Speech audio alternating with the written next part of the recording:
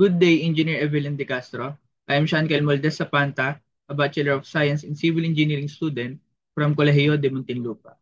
Today, I will present my on-the-job training experience at DM Consunyay Incorporated, one of the leading construction firms in the Philippines.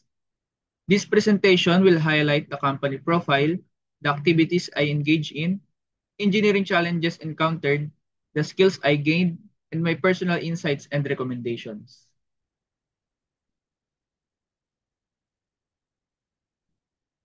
So let us begin with Chapter 1, the company profile.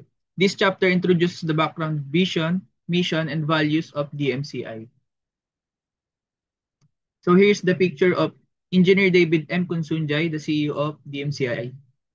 So DMCI was founded by him, Engineer David Mendoza Consunjay, hence the acronym DMCI.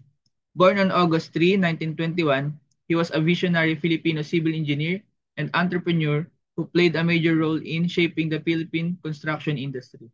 His legacy lives on in DMCI's commitment to innovation, quality, and sustainable development. So for the company history, DMCI established in 1954 started as a modest construction firm. Over the years, it evolved into a conglomerate with ventures in real estate, power, and water. Key milestones including winning the Construction Company of the Year award in 2006 and, and expanding through the DMCI Power and Maynilad Water Services na kung saan po na-deploy yung kami pong tatlo ni Jade and Thea po sa 20 MLD Tunasan Water Reclamation Facility. So in 2015, it was named Top Developer of Horizontal Projects by BCI Asia. So for the DMCI mission and values, their mission is to invest in construction-related businesses that bring real benefits to the people and the country. The company upholds core values such as integrity, fairness, customer focus, teamwork, innovation, accountability, and sustainability. These values guide the company's operations and culture. So for the DMCI vision, they envisions itself as the leading integrated engineering and management conglomerate in the Philippines. Its vision is captured in the acronym DMCI, where D stands for Deliver Shareholder Value, M for Motivate Employees, C for Cultivate Progress, and I for Integrate Sustainable Development. Through this, DMCI aims to drive national development.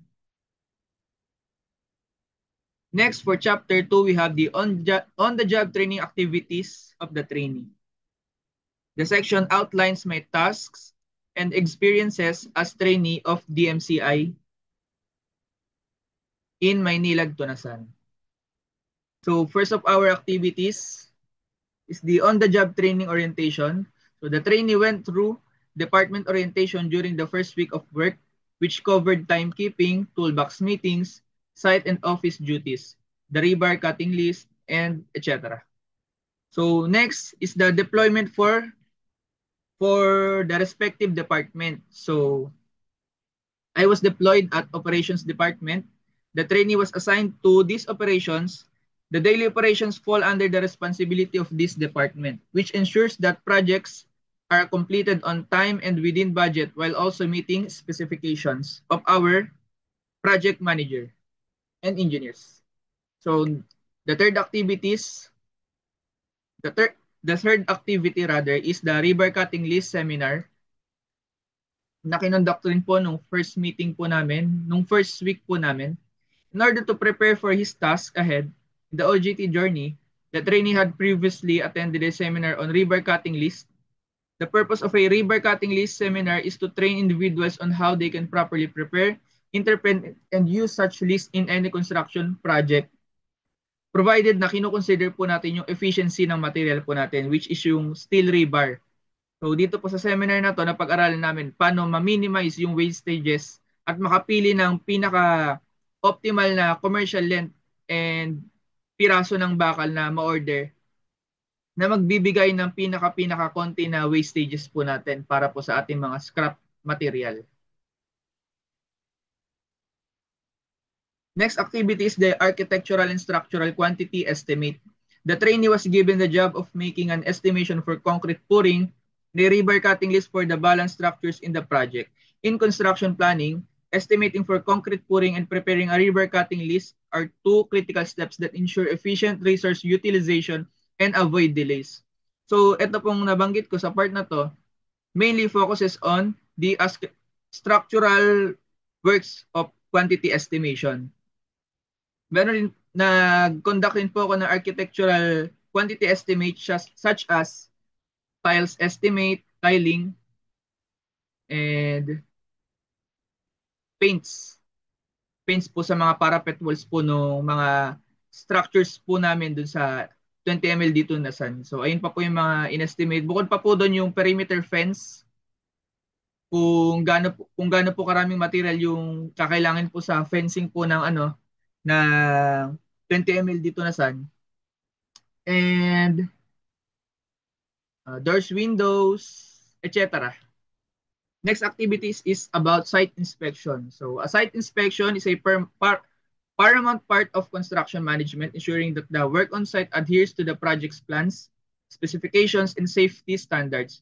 It helps identify issues early, monitor progress, and ensure compliance with building codes and regulations. The trainee was advised to do the site inspections regularly along with his supervisor.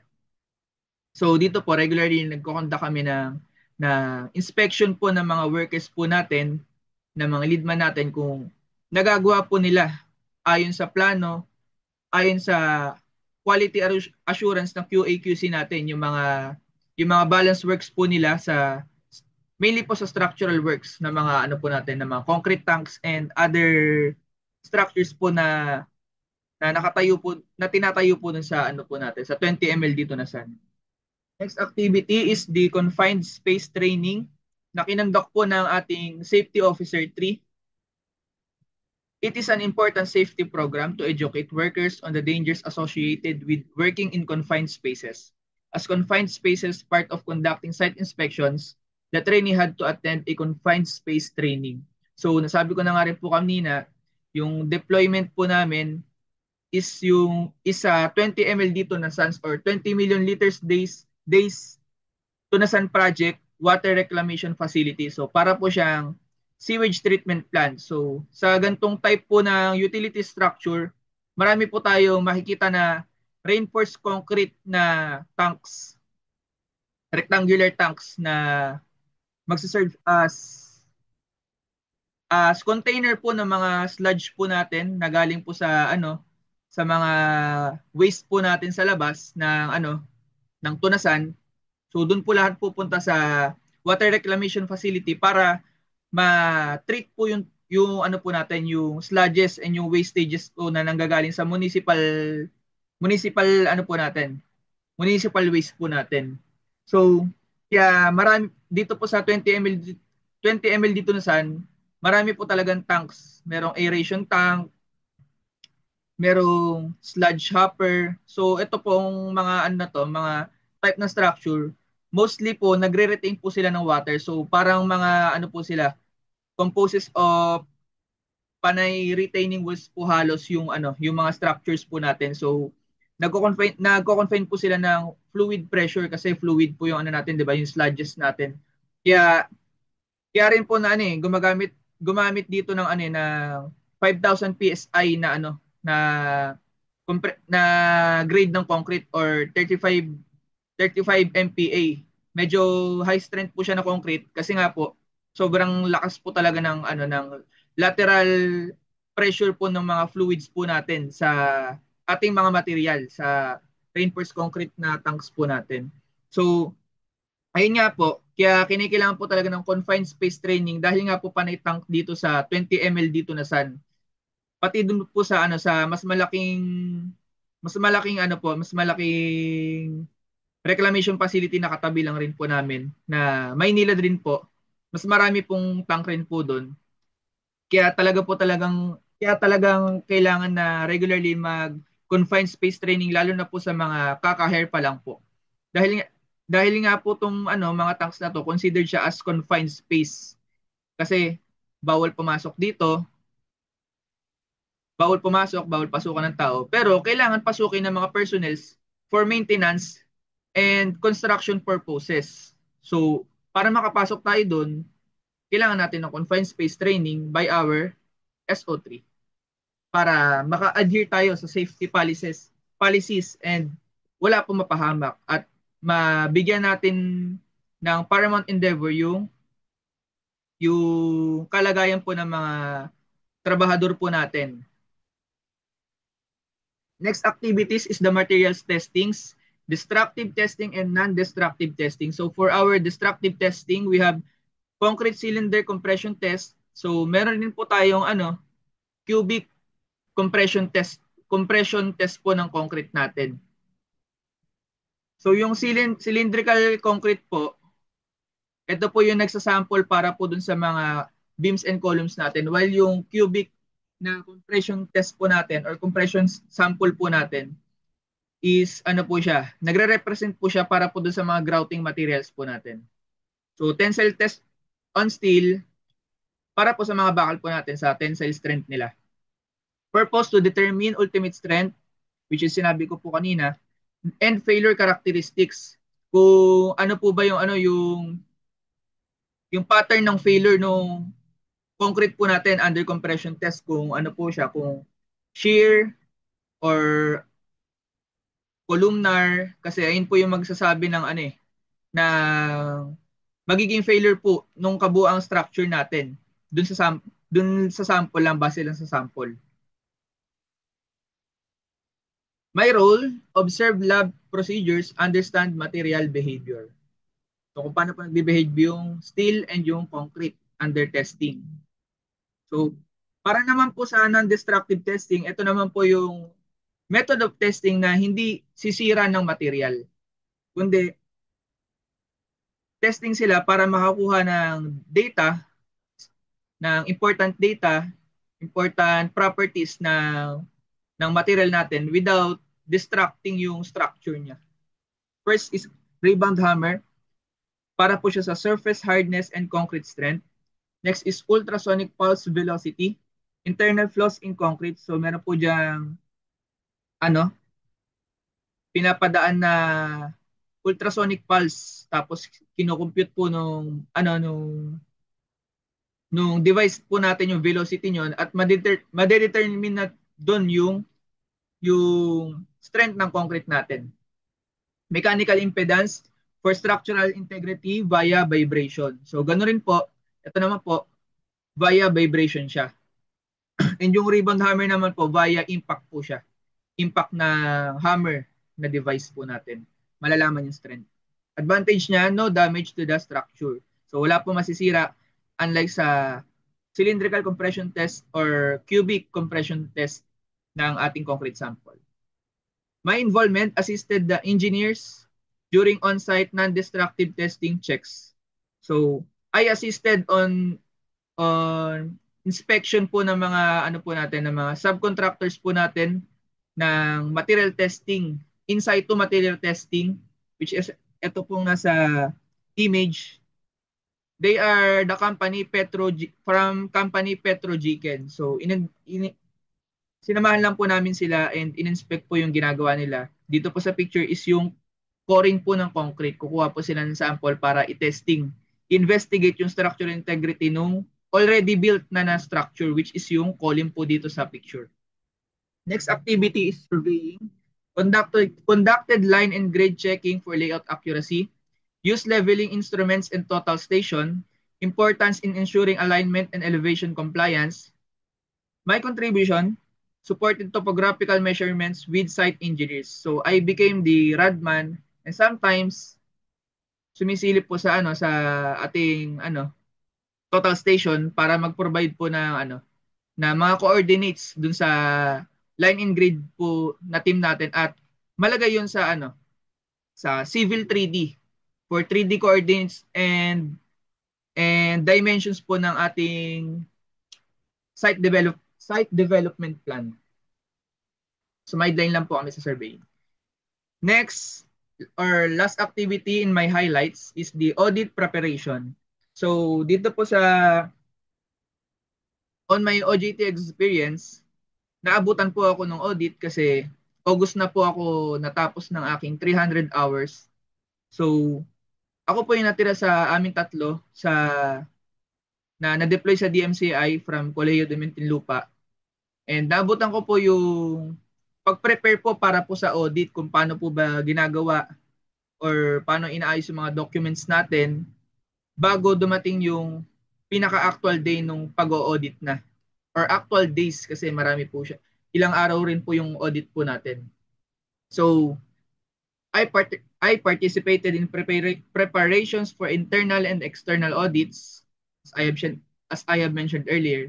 My task included compiling documentations such as work inspection requests na talagang iniisa-isa po na check ng ating mga auditor, permits, and plans. So, itong permits and plans po, sobrang dami po nito sa 20 ml dito na saan. Dahil nga po, itong project na to, hindi lang po siya isang structure lang eh. Isang vertical structure lang like building or tower. Hindi po siya gano'n kasi isa po siyang parang katulad po siya sa isang mixed use po na structure na mako-compare po natin siya sa isang park or mall na kalat-kalat po yung structure. So dito sa 20 ml dito na san, kalat-kalat po yung tank, meron pang meron pang administration building, may temporary facilities, may yung mga mahalagang tanks po natin, meron rin pong headworks, hiwa-hiwalay po siya. So ang nangyari po nyon, since hiwa-hiwalay siya, hiwa-hiwalay po yung construction niya, hiwa-hiwalay rin po yung construction permits. So maraming permits po yung ino-audit at kailangan i-prepare at ihanda ng ng DMCI team nung mga panahon po na to. Sa plans rin po, ganoon rin po, marami rin pong plano dahil nga po, marami rin pong mga hiwa-hiwalay na structures. So, another, cross-checking actual versus documented work progress. So, kinompare ko lang po, chinek ko po kung nagtutugma po ba yung actual versus po dun sa na-document na progress po ng ano po natin, na construction work po natin. Kung talagang ano po ba, updated po ba yung ano po natin, yung construction planning and manpower schedule po natin. So next is the ensuring safety and QA QC compliance. So dito po pinalibot po kaming kasama ko po yung mga ibang school, galing ibang school para po mag-check po ng mga na mga para po mag hazard and risk assessment po kasama po ng safety officer and ma-diminish po yung mga hazard and risk po na yun. Next naman po is learned importance of organized record keeping and compliance. So, as I have mentioned earlier lang rin po, documents lang rin po siya na kailangan ma-check kung talaga bang nagtutugma sa actual condition po namin.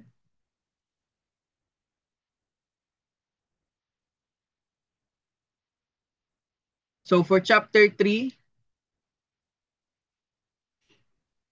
this covers the engineering problem I encountered and the technical and soft skills I developed throughout the on-the-job training.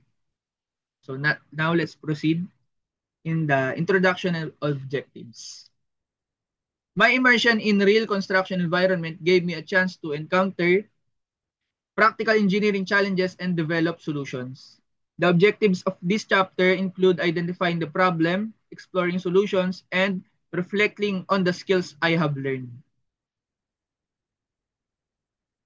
For the significance, engineering problem encountered, and root causes, so first let us dive in the significance of this chapter. So the significance are bridges classroom learning and field application, enhances readiness for industry challenges, and lastly, real exposure to civil engineering problems. For the engineering problem encountered, I have encountered mismatch between structural plans and actual rebar cutting lists. So dito po, nangyari po na ano po, nagkaroon po ng discrepancy yung bar bending schedule ng fabricator versus po dun sa estimated quantity po ng bakal and bar bending schedule na pinrovide po ng DMCI team. So, mamaya po, masasabi rin naman po natin yung root causes bakit po ganun yung nangyari. Next naman po is yung errors during manual listing and communication gaps. So, commonly naman po sa ganito kalaking project, hindi po talaga maiwasan yung hindi pagkakaintindihan and yung communication gaps between engineer, foreman, intern, project manager, safety officer, and any other personnel po. Lalo na po kapag magkakaiba talaga po ng field natin. So this affected both civil and architectural scopes, which led to delays and rectifications on site.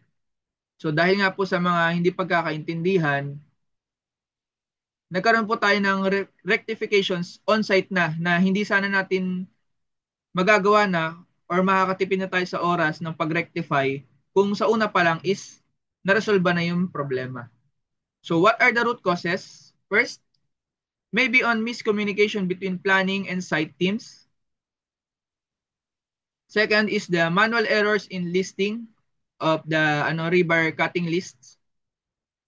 Last is the inconsistent referencing of structural drawings. So sa ano po natin sa pag ano po ng rebar cutting list, siguro po nagkakaroon ng na error sa pagre-reference po ng mga structural drawings po natin. Baka hindi po masyadong na-consider ng steel fabricator natin yung length of bend ng bakal kasi 'di ba pag nag-deform po yung steel po natin, magkakaroon po siya ng elongation under tensile load po.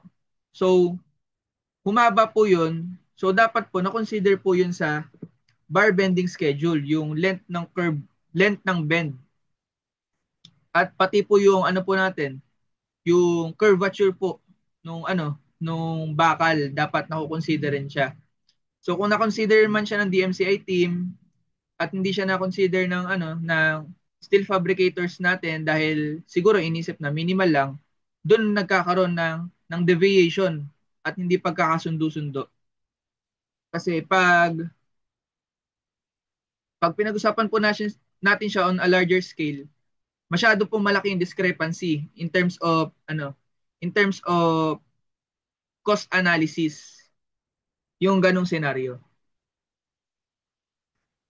So, what are the implemented solutions? First is the use of standardized Excel templates. So, dito po, maganda po siguro na magkaroon tayo ng standardized na Excel templates na magagamit po lahat ng steelman natin, ng foreman, ng engineer, ng estimator at ng fabricator para po meron tayong reference na titingnan at iisa po yung approach natin. So dito po gumawa po ako ng rebar cutting list Excel program. Gamit lamang yung mga basic po na Excel function or Excel commands na alam natin para po makapag-provide ng automated na bar bending schedule. So, input lang po natin yung length doon. Lalabas na yung pinaka-optimal na commercial length na dapat bilhin natin at ilang piraso yung mabibili natin sa ganung size ng bakal. So, mahalaga po yun kasi mamiminimize po natin yung wastages. Ma-optimize natin yung pinakamaraming quantity na makukuha natin sa ganung length and size ng bakal with the minimal wastages po. So for second po, cross-checking of bar bending schedule with structural plans.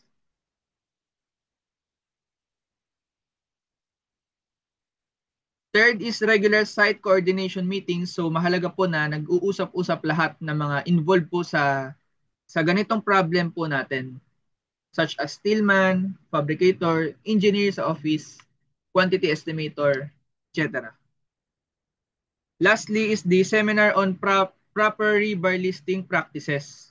So ito nga po yung na-implement na rin po nung una, nang sabi ko na rin na isang activity rin po na ginawa namin, which is yung rebar cutting list seminar na nag-focus po dun sa pag-minimize po ng wastages at pag-consider nung maliit na deformation na nangyayari kapag binibend po natin yung stirrups po natin and other type ng ties ng steel bar natin para magkaroon po tayo ng efficiency and maging cost effective yung pag-implement natin ng bar bending schedule sa fabricators po natin at sa pag-implement nito sa actual construction na. So the technical skills I have learned: reading and interpreting architectural and structural plans, preparing bar bending schedules, performing non-destructive testing and site inspection, creating work and inspection requests, and monitoring rebar placement. These skills deepened my understanding of construction management and engineering execution. So for the soft skills I have learned, I also developed valuable skills including time management and attention to detail, professional communication and coordination, teamwork with engineers, subcontractors, and clients, adaptability in a dynamic environment, critical thinking and ethical awareness. These soft skills are essential for thriving in the construction industry. Now for chapter 4, we have conclusions and recommendations. So let us now proceed. So this section reflects on the impact of my on-the-job training experience and how the program can be improved. So for my conclusion, my OJT at DMCI was an eye-opening and transformative journey. I was assigned to 20 MLD water reclamation facility project where I worked on architectural and structural components, river schedules, non-destructive testing, inspection, quantity estimation, and other office works. This hands-on training bridged the gap between theory and real-world engineering, boosting my confidence and professional growth. For my recommendations, first is to add practical simulations to reinforce technical training. Second one is to provide training on advanced software tools like BIM. So I believe na pag na-expose po natin yung mga oncoming on-the-job trainee po natin sa advanced software training like BIM, ma-appreciate po nila yung advancement natin sa technology and construction po sa mga panahon na to. Dahil alam po naman natin na itong BIM or Building Information Model, ito yung pinaka top notch sa pag-design po ng sa construction po, sa pag-design ng mga infrastructure po natin dahil sobrang beneficial po nito para sa architect, foreman, laborers, steelmen, project manager, and MEPs, mechanical, electrical, plumbing, and sanitary. Lalong-lalo po sila. Pati po sa po natin sa mga structural engineer na talagang magbe-benefit po sila dito dahil mami-minimize po natin yung pagtatalo-talo ng MEPs natin and yung civil and structural works po natin. Kasi 'di ba, meron po tayong clashes sa actual construction po natin. Itong clashes po yung hindi pagkakasundo-sundo sa plano po natin. Siguro po minsan sa plano ni structural engineer gusto niya ng beam dito, gusto niya ng column dito, pero sa plano ni MEPS, ni mechanical, electrical, plumbing, gusto niya pala magpadaan ng pipe sa riser diagram niya doon sa lugar kung saan gusto naman maglagay ni structural engineer ng beam. So, mapapaisip po tayo doon na pag tinuloy parehas, so ang mangyayari pala is gustong butasan ni MEPS yung beam sa gitna. So, sa action po na yon, mako-compromise na po yung structural integrity po ng ano po natin, ng beam po natin. So with the help of BIM, ma-avoid po natin yung mga ganitong pagtatalo or clashes na mangyayari sa construction beforehand. Sa conception pa lang, sa design pa lang, mo-consider na natin using BIM. Then, for the third one is the field visits and workshops. So, for the future on-the-job trainee, siguro po makakatulong yung mga numerous field visits pa po natin bukod po sa ating on-the-job training na environment po natin. Added na mga numerous workshops pa po natin. So, for number 4, concrete safety procedures should be enforced. So, yun po, safety first pa rin talaga. So, thank you for your attention and for taking the time to watch my presentation. I'd like to close with a verse that inspired me throughout this journey. Commit to the Lord whatever you do, He will establish your plans. From Proverbs 16 verse 3. Thank you, Engineer Evelyn De Castro.